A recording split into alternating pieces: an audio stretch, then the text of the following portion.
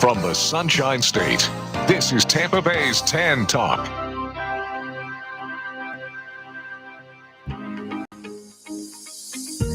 It's time for FLALAW, brought to you by the personal injury attorneys of Perenich, Caulfield, Avril, and Noyes. This hour will be informative, along with taking your questions and comments. Now, here are your hosts for today's show. That's right. We are back with FLALAW live on the radio. As our intro said, we are the attorneys of Perenich, Caulfield, Avril, and Noyes. Thank you for joining us. We are here every Tuesday at 5 o'clock with your live legal call-in talk show. So thank you for joining us tonight. Hopefully you are a faithful listener. If you are, then call up a friend and tell a friend that we are on the air. Of course, as you know, we're at WTAN live in the studios at 106.1 FM and 1340 AM, but we're also streaming live on various platforms tonight as well. So before we jump into our show, and I'll let you know who my wonderful co-host is with me tonight, I want to give you all the details so you know how to stream it and continue to listen to us for the next hour, because this is an hour-long legal call-in talk show, and we want you to get the full show in all the various forms, especially if you want to see us. We are live in the studio tonight as well, where you can leave your comments in the comment section. And that way, if you have a question or something that you want to ask, you can do that tonight. So first and foremost, if you would like to call in with a question as we're going through some current events and relevant topics on the show tonight, the best way to call into the studio is going to be 441-3000. That's our call-in number. Again, that's 441-3000. That is how you're going to be able to call into the studio and get your question answered live over the air. Also, you can stream us live. Right now, we're streaming from Facebook and YouTube. So if you would like to find our live stream, if you want to chime in, leave a comment, ask a question, or just continue to watch after you get out of your car or walk away from your radio, or you want to share it with someone who maybe is out of our listening area, but they want to tune into the show, this is the way to do it on Facebook or YouTube. So if you want to find it, search for the firm name, Perenich, Caulfield, Avril, Noyes Injury Lawyers. Perenich is spelled Perenich. If you type that into your search bar, you should see the firm name with a red circle around the logo.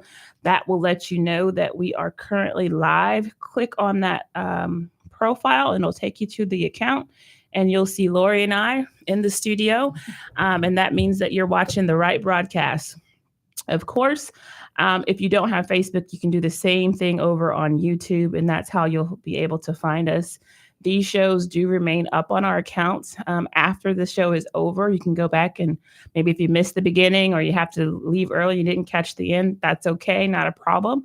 You can go back to those accounts and watch the entire show on those platforms as well.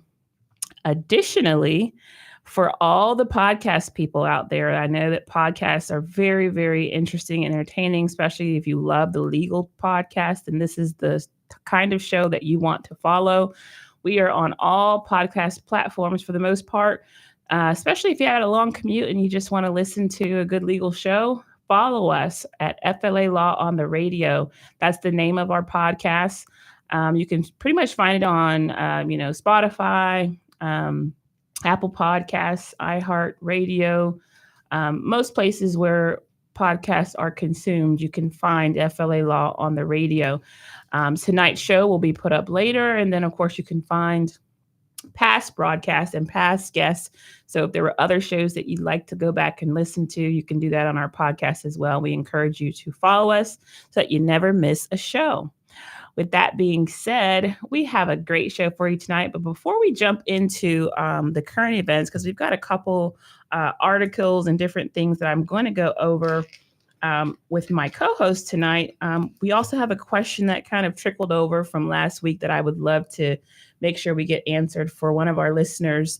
But before we jump into that question from our listener, Lori, I wanted you to go ahead and reintroduce yourself. You, of course, are a frequent co-host, my colleague at the firm, so that everybody knows who's on the show with me tonight. Yes, no, I'm always happy to sit co-pilot here with you, Jacqlyn. So Lorrie Robinson, thank you. Been with the law firm quite a few years now, and we always are so happy to be able to offer this kind of a service to the community, so that we can get a few questions answered or just talk about some things that might be of general interest. Absolutely, absolutely. So, with that being said, we did have a question that came in late after the show had actually ended last week. And we want to make sure that that listener gets his question answered. Even if, he's not listening, maybe he can tune into the show later or get one of the broadcasts from the live streams and he'll see that his question was answered. But hopefully he's listening, because we heard someone had a question about these golf carts that are becoming ever so popular. Oh, yes. It depends on where you live. Some communities, it's very, very popular. Some not so much. It just depends. To me, at a time, golf carts were just kind of mostly, regulated to the golf court communities. Right. If you lived in a neighborhood that had a golf course, then you would see the golf carts, but mostly on the golf green, not riding around the neighborhood or at the grocery store or the gym. Now you see them everywhere. Yes, yes. And they just might be on the roadway driving alongside you, on your way home, on main, streets. So this particular question, and I wish I had his name, but unfortunately I don't know. But this listener wanted to know about insurance coverages for these golf carts. And so my understanding, and of course, Lorrie, you can chime in, is that they're not all created equal. So there's kind of the low speed vehicles, which are probably the more traditional golf cart that people are familiar with, that you may see on an actual golf course, that usually don't get over more than maybe 20 miles per hour. Typically, you don't see tags on those vehicles. They may not have any type of license plate. And then there's the alternative, where they do have tags. They do have a Florida license plate and VIN number, and they tend to be able to go a lot faster and keep up with the normal flow of traffic. So that tends to be the distinction, based on my understanding of the law, is that the registered golf carts that actually have physical Florida license plates and their registered VIN numbers do have to comply with Florida insurance requirements. And that's pretty much the PIP and the property damage. But you can see we were talking off air that, so many people love the use of the golf cart in this setting. And so part of what people don't think about, like if you own a golf cart that has more capability and is faster and really is a lot more like a regular vehicle, then you certainly want insurance and are required to have it because it's being used like a vehicle on the roads. But I would say the other thing I think is a concern, as we're on the roads, is there are so many more people using the golf carts. So many more, yeah. And some that may be in a gray area that maybe aren't required to have insurance. But if you are in a condition where you're driving such a golf cart like that, you maybe should review, at least with an insurance agent or something, what your exposure is. Because obviously these are situations that can end up in accidents, Very much so, especially now with, I was telling you off the air where I have encountered where golf carts are usually parked right up front of the gym, or, I'm driving next to one in the parking lot at Publix. And they're, again, just like any other standard vehicle, but they don't necessarily have all the features that standard vehicles have. Some of them have blinkers, but they're not as, to me, readily easy to see. And it's just they to me come with a lot of vulnerabilities. Oh yeah, they're smaller profile, and so there's a danger as a driving a car, you may not see it, but not to mention the danger to the person driving the golf cart. Because they are very vulnerable because they're open air vehicles. So very much so. Yeah. And it was funny that I'm glad this listener brought it up, because I myself, even as a personal injury attorney, didn't give much thought to it when I was in another country celebrating my anniversary. And we went over to Isla Mujeres, which is basically a very small island in Mexico that is pretty much the main mode of travel. Even the native people that live there, they have golf carts. Uh-huh. Most people don't have actual vehicles. And so when you get there, that's their main tourist draw, is to get everybody to come in and rent a golf cart so that they can go around the island. And now that I think about it, they did not require any of us to provide proof of insurance or even purchase insurance. And I think the only requirement was that you had a driver's license, and that was it. And they keep your license, and you get your license back when you return the golf cart. And I remember asking a lot of questions about the safety of the vehicle. I'm like, do the brakes work? He's like, yeah, you want to test out the brakes. And when he gave me one where the power steering was very, very difficult to use. And so I was like, not that one. I don't want that one. Give me a different one. But that's the thing, is like, I didn't even consider the fact that that was probably not the safest thing. Well, right. And it's just golf carts galore. They're everywhere. I mean, in that setting, and obviously I'm sure you had a great time. Yeah, it was fun. It's very good. But hindsight. Hindsight is always 20/20. Yeah. And so particularly in our environments where it seems like we talked before about the electric bicycles and all of these. Yes. We're seeing so many more of these, and it's just, as driving a vehicle, you just aren't necessarily expecting that. Exactly right. I think that was one of the questions too, Ed. I think, right, with the listener asked about e-bikes and scooters and things like that too. And so sadly, you're not required to have any type of insurance when you're operating those e-bikes and scooters. And you see a lot of that in those downtown areas nowadays, where it's convenient, but can be quite dangerous. And we're seeing a lot of accidents involving the e-bike, or e-bikes, bicyclists, and the scooters. And a lot of times, I think, again, it comes to just not being able to visually appreciate what's going on when you have these fast moving small vehicles, and they're not always in compliance with traffic flow and traffic laws, and they're coming off sidewalks and side streets and different things. And so it's a very new way to travel, but you also have to be very wise about how you're operating these vehicles. Because I think it's going to become even more popular, because obviously there are a lot of people that can't afford a car, or maybe they have an issue with their driver's license. So in that sense, it's fantastic. Yeah, I agree. For transportation, but as a driver of vehicles, it is a little bit disconcerting and sometimes kind of annoying. Very much so. Yeah. And they can cause a lot of damage too, even though they're smaller vehicles.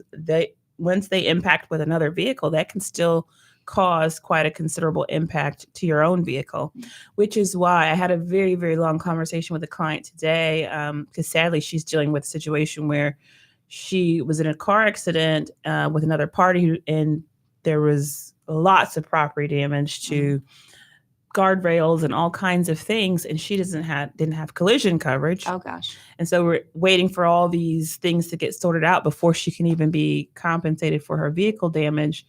And so you have to keep in mind, if you collide with another scooter or e-bike or a golf cart, and that person does not have coverage on that type of a vehicle, you have to have the kind of coverage that's going to protect you in those kinds of situations, whether that be collision or uninsured motorist coverage, which we always talk about on these kinds of shows. Because when you get involved in an accident with those kinds of cars, whether it be an e-bike, scooter, or golf cart, that person may not have coverage. Now, as we mentioned earlier, though, if they have a registered golf cart that does bear a Florida license plate, then they are supposed to carry coverage. But we know in Florida that does not mean that they'll have bodily injury coverage. So it's just something to keep in mind when you're in the roadway, especially if you live in a community where these types of vehicles are popular. And as Lorrie said, I think they're only going to get more and more popular. They're almost like little status symbols, I think, for some a little bit of it. Because we'll go to the park and it's like the kids will roll up with their parents in the golf cart, and they're like, "Oh, we brought our golf cart to the park." And I think it's cute. It's like it's a cute toy, but it's like, really, you live like 2 blocks away. You didn't need to bring the golf cart, but it's one of those things. I think it's just a fun toy that everybody likes nowadays, which I'm not knocking, and I think they're fun. but you have to also be safe. So hopefully our listener was tuning in and was able to get some feedback on his question regarding the golf carts. Be safe, of course, because they are becoming more and more prevalent in today's community and society, especially in some of the 55 and up communities as well. It's very popular. Places like the Villages and things like that. Okay, so moving right along, we haven't done this in a little bit, but we're getting back to let's talking about some current events, things that are in the news over the past couple weeks in our local area. In case you didn't know, we are Florida personal injury attorneys, which means we are based and licensed in the state of Florida. So the things we talk about are always going to be centered from a Florida perspective in terms of Florida law and looking at personal injury matters through that kind of a lens. And so sometimes we'll pick up on national news, but of course we're looking at it from a perspective under Florida law. So with that being said, I don't know if you had heard about it, but yesterday the actor Alec Baldwin and his brother Stephen Baldwin were involved in a collision that made headlines because they pretty much had a head-on collision with a large tree and smashed the whole front end of. Oh gosh, I just heard of it, like a headline, Rover, but I don't know what the circumstances were. Fortunately, they both seemed to be okay, and so I think that's what everybody initially was wondering if they were okay. But I think he later came out and posted a video of some kind on social media to let everybody know that he was fine. So I'm going to go over the article, and then we'll kind of talk about it. Now, this, of course, happened in the Hamptons, so Florida law will not necessarily apply there, but we're going to look at it from the Florida law perspective. So basically from this article, it says that Alec Baldwin did come out and assure his fans that he is fine after crashing his vehicle into a tree in the Hamptons on Monday morning. TMZ first reported on the crash in the East Hamptons, New York. Photos showed the front end of the white Range Rover was crushed against a large tree.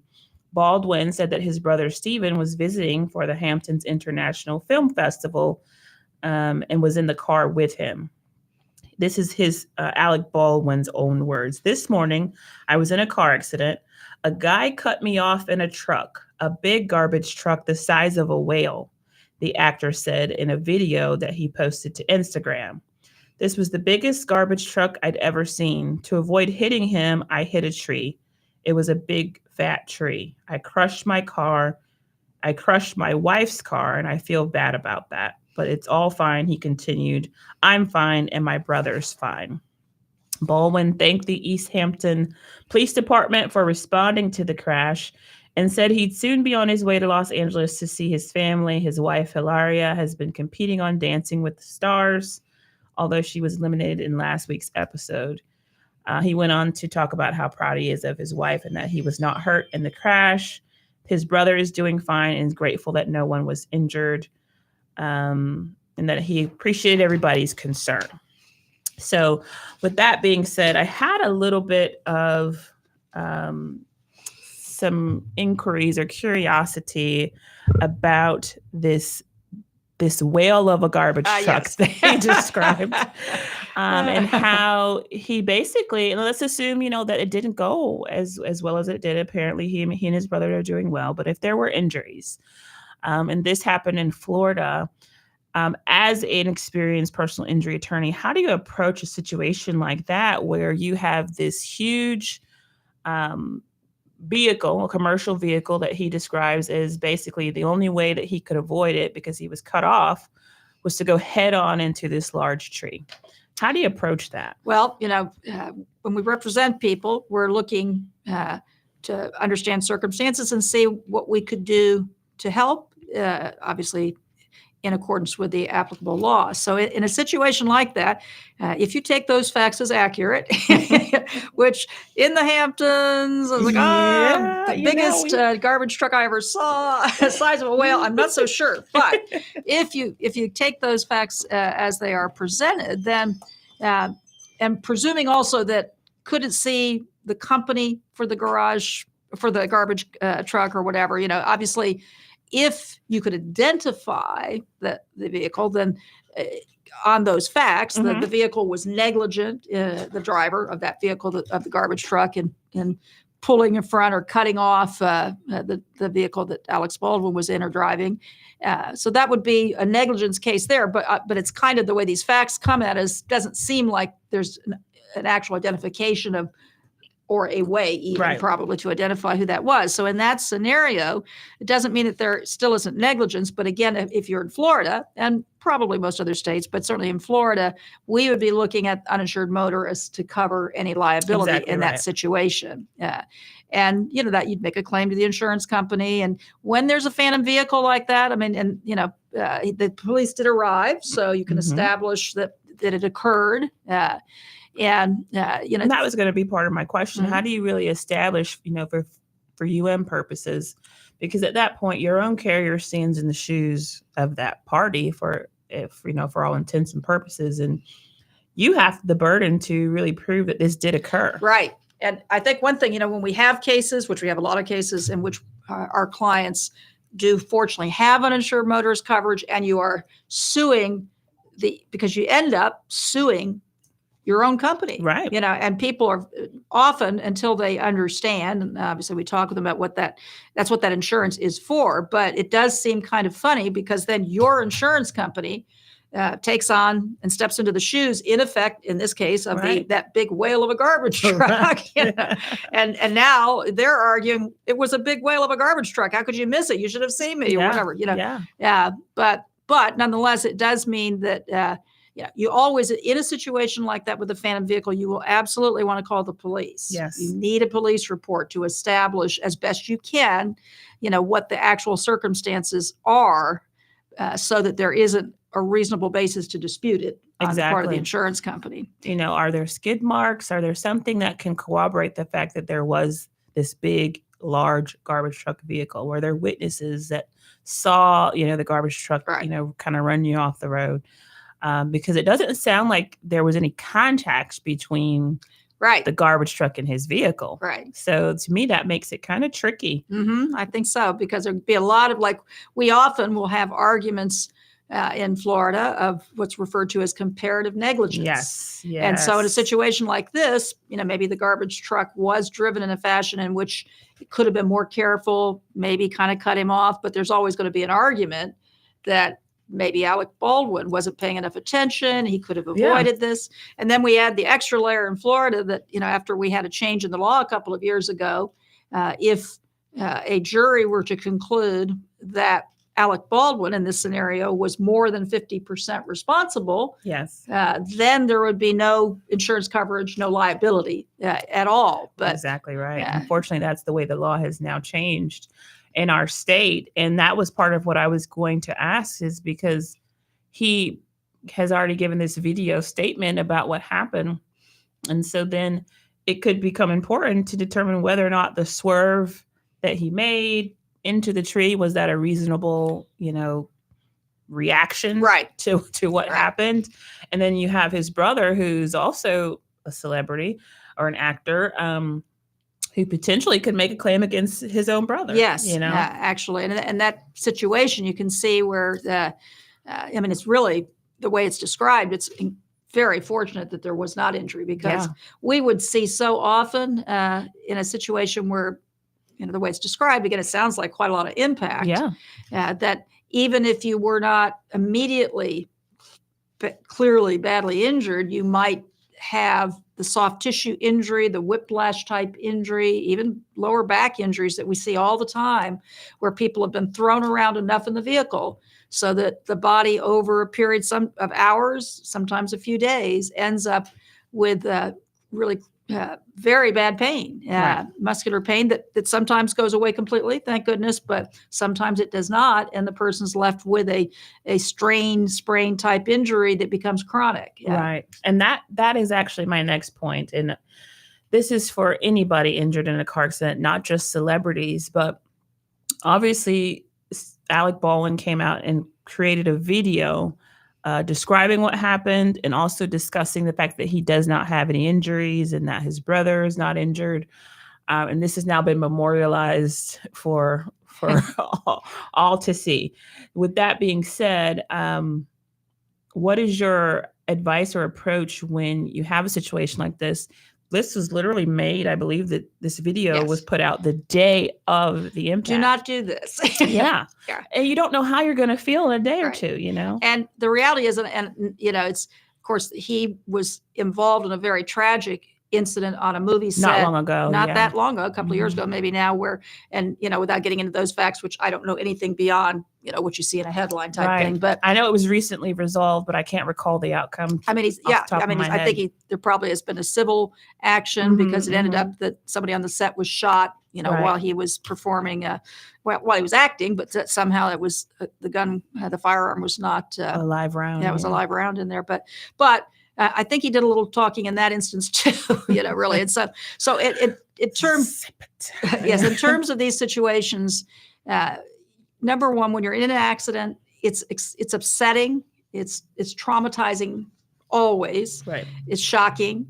And so it really is best, I mean, obviously cooperate with police and things like that. We're not saying not to do that, you know, and although if there was a criminal implication, which his other situation, which there was in the other case, did have that, you know, because of a kind of a criminal level of gross negligence, which can become a manslaughter, you know, type thing. But generally speaking, it's pretty good idea to keep your mouth shut, get some advice, you know, talk to an attorney if there are any implications. I think in this case, obviously, he wanted to try to make the story go away as quickly as possible. To address it very quickly. Yeah. But and now that you mentioned it, I was trying to see if it mentioned what time of day this incident happened.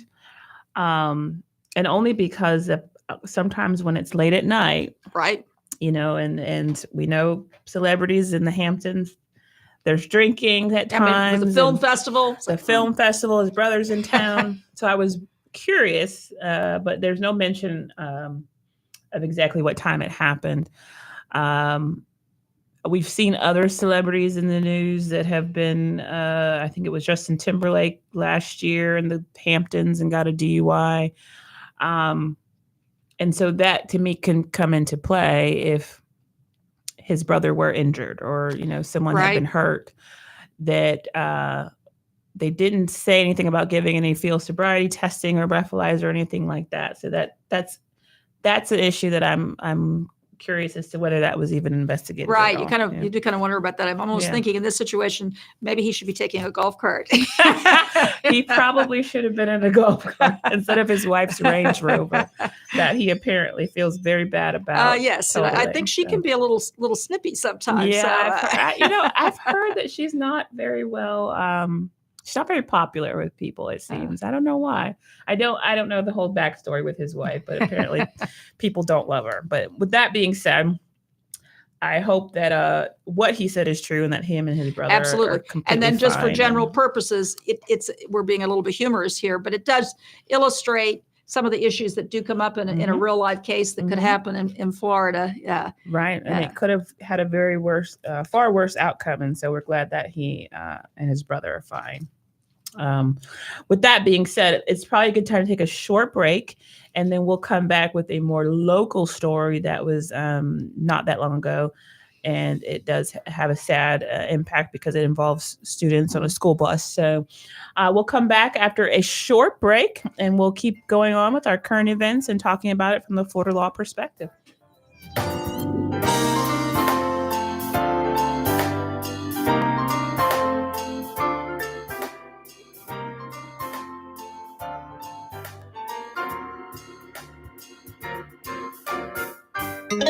This is the Tan Talk Radio Network. After a car accident, there are many questions that you need answers to. Who pays for my car repairs? Who pays for the medical bills? What about my lost wages? And more. The personal injury law firm of Perenich, Caulfield, Avril Noyes has been answering these questions for their clients for nearly 70 years. Since 1955, they've been a voice of the injured in the legal system. As one of the longest established law firms in Tampa Bay, Perenich, Caulfield, Avril Noyes is here to answer your questions. Listen to their live call-in radio show on this channel every Tuesday evening from 5 to 6 p.m. or call them at 727-796-8282 or visit them at voiceoftheinjured.com. Offices Clearwater, non-attorney spokesperson. This is the Tan Talk Radio Network.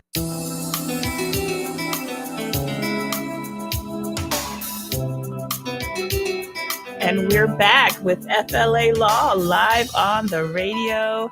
Thank you for joining us. This is your live legal call-in talk show. We are the attorneys at Perenich, Caulfield, Avril Noyes. My name is Jacqlyn Bryant. I'm here with my co-host, Lorrie Robinson, and we have been going over some various personal injury matters from the Florida law perspective as it pertains to some current events that are in the news. And we just touched on the Alec Baldwin incident, the car crash that sadly happened in the Hamptons yesterday. And now we're going to move on to something a little bit more local and talk about something that was in the news recently that happened over in the Lakewood Ranch area, I believe it was, across the Skyway Bridge. And this involved a school bus, multiple school buses, actually. So it basically says that, this is in Bradenton, Florida, several high school students were hospitalized and a 2-year-old was airlifted to a hospital after a crash involved 4 school buses and a Ford Expedition, according to the Florida Highway Patrol. The crash happened this past Saturday night on State Road 70 in Bradenton after an eyewitness saw a car cut off the first bus, causing all the buses to suddenly stop. Wow. The Ford then hit the back of the last bus in the line. The Ford caught on fire in the right eastbound lane. The collision then caused each bus to hit the bus in front of it. So that kind of a domino effect. In total, 6 students were taken to the hospital along with the driver of the Ford. 5 of the 6 students have been released from the hospital. It looks as though the school board did put out a statement because I guess the children were heading to a band competition at Lakewood Ranch High School when this all happened. And so the school board did say that they're deeply grateful to the education partners in Manatee County Schools for their swift assistance and support. Manatee County Schools provided 2 buses to transport our students safely back to Fort Pierce Central late last night, and the students were reunited with their parents early this morning. The superintendent went on to say that his thoughts are with the students and families and staff members who were impacted by the accident, and they're incredibly thankful for the immediate response and support for the Manatee County Schools to ensure that the students were safe and that their well-being was prioritized. So that is an interesting kind of chain reaction type of an accident. But it's not as uncommon as you might think, especially if you take a trip up I-4, you might be likely to see something like that on the side of the road. And it can cause, traffic to back up. And it's just a horrible thing when you see this kind of ripple effect. And so that's what I wanted to kind of dissect with you when you come into a scenario like this, where it's one of these chain reactions. And as a personal injury attorney, and let's say you represent one or more of the individuals that have now been hurt because of this, when you're looking at it from Florida law, how are you apportioning or figuring out who's at fault in this kind of a multi-vehicle accident? This is going to be quite the complicated scenario. Yeah. And you're going to have lots of claimants, lots of lawyers involved, because generally speaking, lawyers represent only one party, not always, but there can sometimes be conflicts of interest. So often that'll be the case. But so you're going to have all of that, and I can't help but start by commenting. It also illustrates what, as drivers, we deal with all the time, and we do personal injuries, so we're tuned into it. But you're always at risk, certainly on the highways. Always. Because you need to keep a distance that allows you to react. Right. And obviously it's difficult to do that because most people don't, you know. Right. And so it's a constant tension. But in this kind of a scenario, so you've got you've got our situation similar to the Alec Baldwin situation, where another vehicle cuts off the bus. Exactly. Did you see how that was so similar? I was like, wow, you got the same situation here. And it's actually kind of a common accident scenario, isn't it really? So and especially you're on the highway. So at least in his situation, something happens sort of out of the blue, but here on the highway, it's very absolutely predictable that people are going to be cutting in and out of traffic. Very much so. And at rapid speed, so that it's a danger. So you have to be on the lookout. So it's always going to depend on the particular facts and circumstances. But the first bus that was initially cut off, cut off and unable to stop, or it comes to a quick stop, and that bus arguably was negligent. Now that depends very much on the circumstances. Sure. Obviously, if this driver literally just crosses right in front of the bus, so the bus couldn't have done anything, and that's obviously what the bus driver would perhaps say, probably. Right. We're suspecting that's what's going to be said. But then you have the domino effect. Now I would say I haven't often had a situation where it's multiple buses. That's a bad day. Yeah, really. But they would also. So this would cut both ways. It's hard for another vehicle to miss a bus. It's a big vehicle, kind of like a whale of a garbage truck, a whale of a bus. We have an ongoing theme. That's right. And then you have the situation where, with a big vehicle like that, it's harder for them to come to a stop. They need a lot more room to come to a stop. Yeah. So they have to factor that in. And to the extent they don't, there's an aspect of negligence there. Any vehicle noticing if you're behind a bus, you got to be aware of that. Right. You need to have a better spacing, taking into account that if that bus has to come to a quick stop, it's going to take that bus some time to do that. Exactly. Right. So it's always easy. So in this situation, you have multiple attorneys fly-specking the whole situation and saying, well, you should have done this and you should have done that. Yes. But that's actually what our liability system is designed to allow, because each person that is injured as a result of an accident like that has the opportunity to have representation on their behalf, to investigate the circumstances and develop the arguments that would support a claim on their behalf. And that's what we would be looking at as lawyers. Exactly right. And so how do you feel about the fact that we have this rear, we'll call it the tail SUV, who ultimately was the one to make the first impact, it seems. However, if it weren't for the initial cutoff, maybe the domino effect would not have been set into motion. So I'm thinking about this rear tail driver, the SUV, who is essentially usually the one that we see as the at-fault vehicle. Mm-hmm. Is there any theory of liability that you can see for that vehicle against the initial phantom, or maybe they know who that car is, that cut off the first bus? So everyone pretty much that drives thinks of rear end collision, you're responsible if you rear end somebody else. Mm-hmm. And generally speaking, that's true. There's kind of a presumption of that. Right.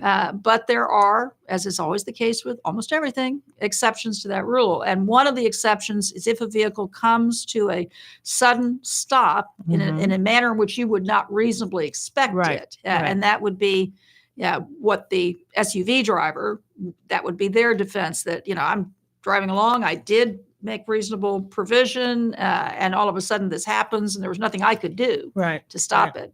But, it's also going to be, and this is a situation, again, like we talked about how in Florida, there's the concept of comparative negligence. There's also a concept where different responsible parties, the percentage of responsibility would be determined and apportioned by a jury. Exactly right.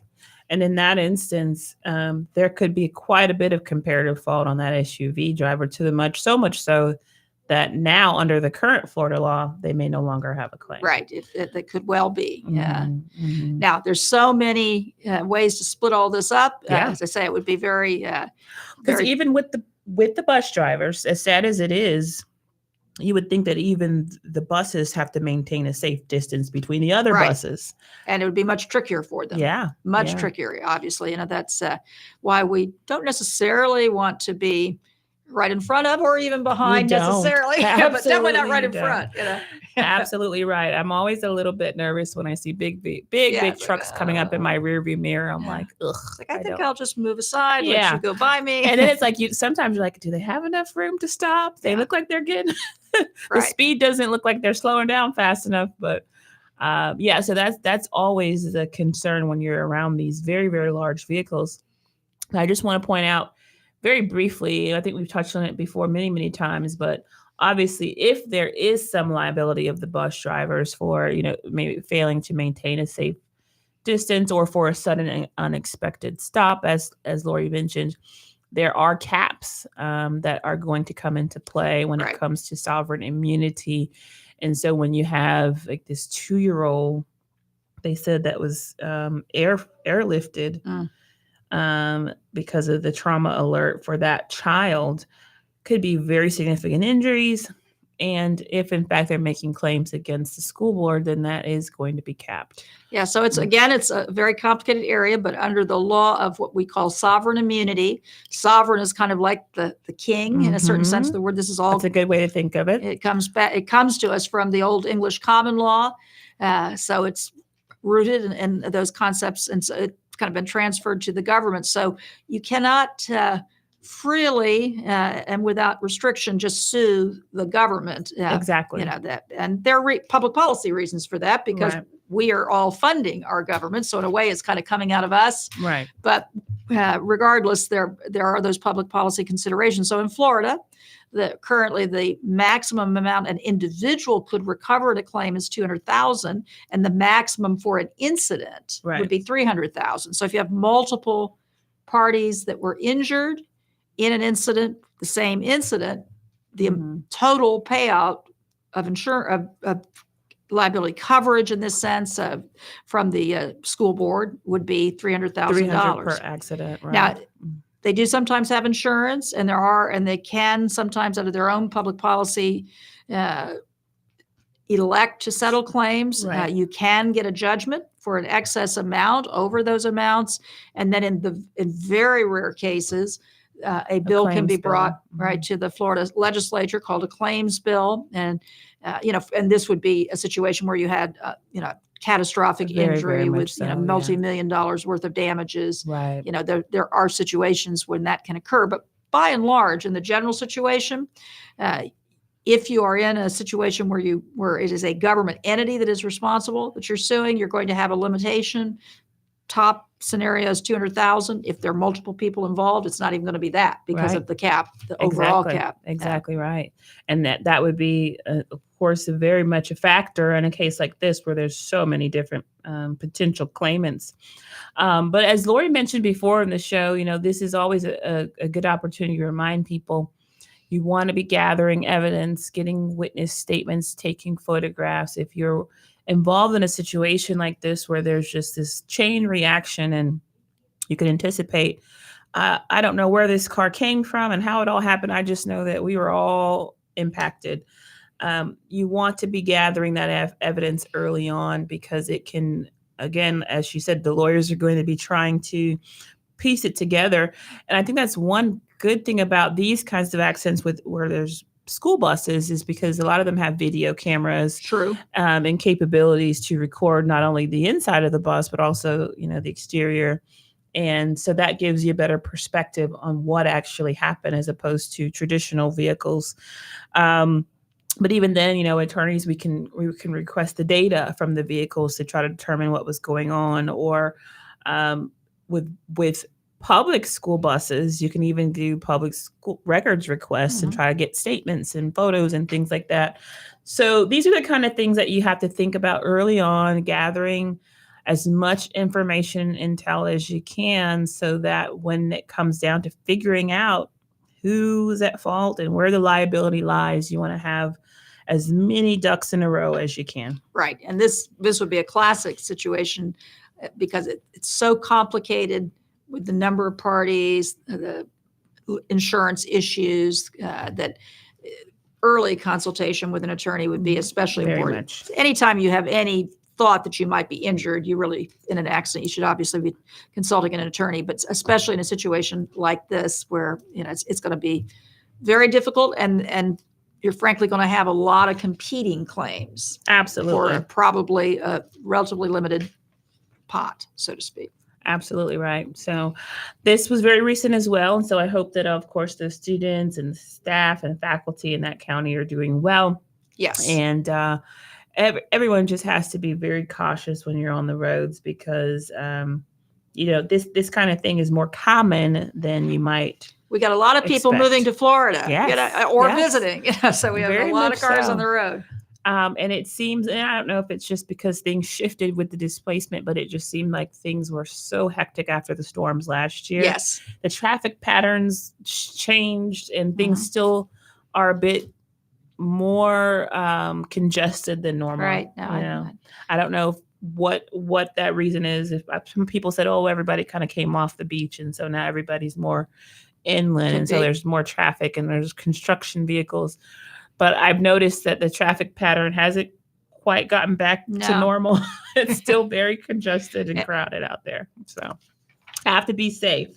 So we have another current event, Lori, and this one's very unique as well. And I wanted to bring it up just because you just never know. All kinds of things can happen. And I remember having a strange case before, not quite like this, but involved shooting like this case does.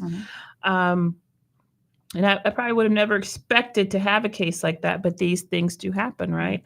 And so this case is about people that were injured after gunfire broke out on the roadway. Oh, wow. Which led to crashes. And so my case was different before I jump into this article where it was like a convention of some kind where it was an outdoor convention in South Florida. And it's like one of those, not Comic-Con, but people do dress up. Okay. And they have vendors and performances. And it was one of those kinds of things.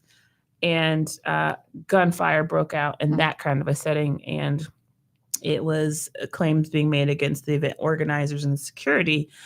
And there ended up being a big global mediation for everyone that unfortunately was shot. And we were able to get things resolved. But of course, it was a very unusual situation where, people were just there to enjoy themselves. And they end up getting shot by a random individual who I think was targeting someone specific. But of course, bullets don't have names on them. Yes. So, and a lot of people got hurt.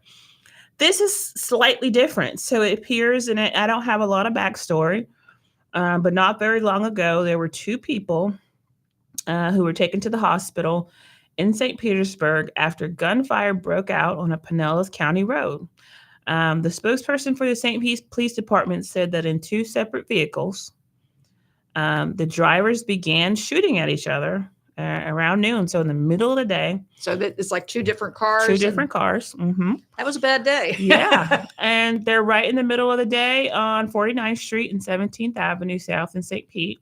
So busy road. And one of the drivers looks like, actually, no, this was not one of the drivers. There was a 19-year-old in one of the vehicles that was shot.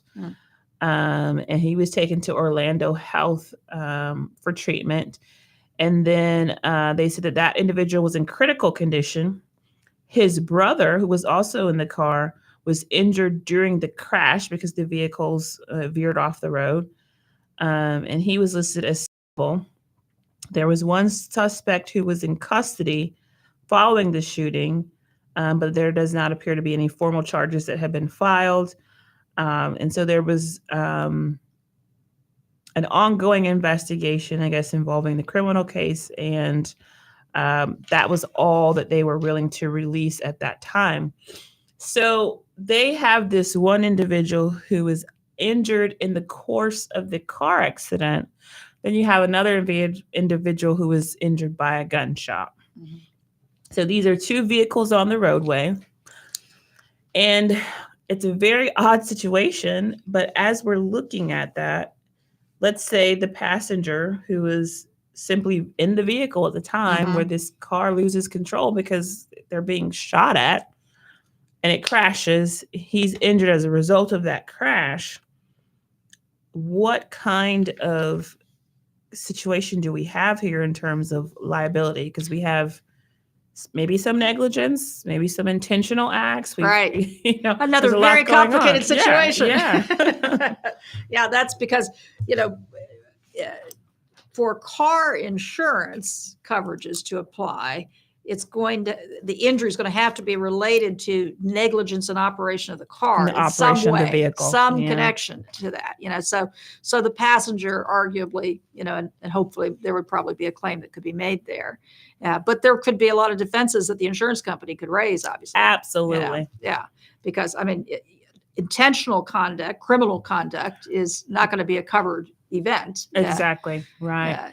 Because insurance covers negligence. If someone does something on purpose, especially something criminal, that would be an exclusion from the policy.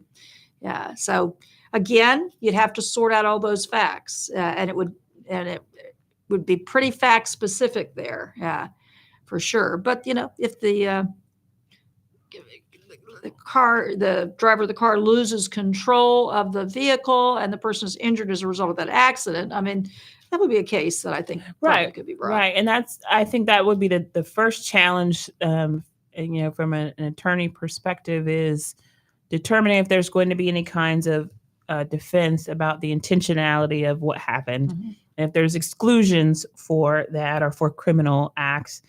But then, of course, trying to make sure we understand how the car crashed, because I think one would argue that part was not intentional. The fact that the car, I think we went could off presume the road. They didn't really mean to do that. Exactly. And so I think there's clearly going to be a negligent component there.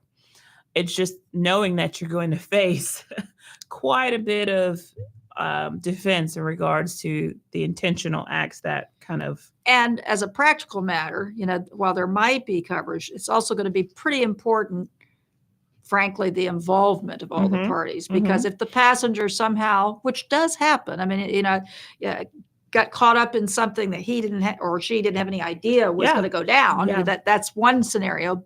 On the other hand, if it's something that person was really kind of a aiding and abetting or a participant that's going to be pretty hard to make a sympathetic case. I agree. If they were loading up the gun or doing something to somehow assist and they were participating in this joint enterprise, if you will, then I think you're absolutely right. Then that's probably not a claim that I would say should be made there.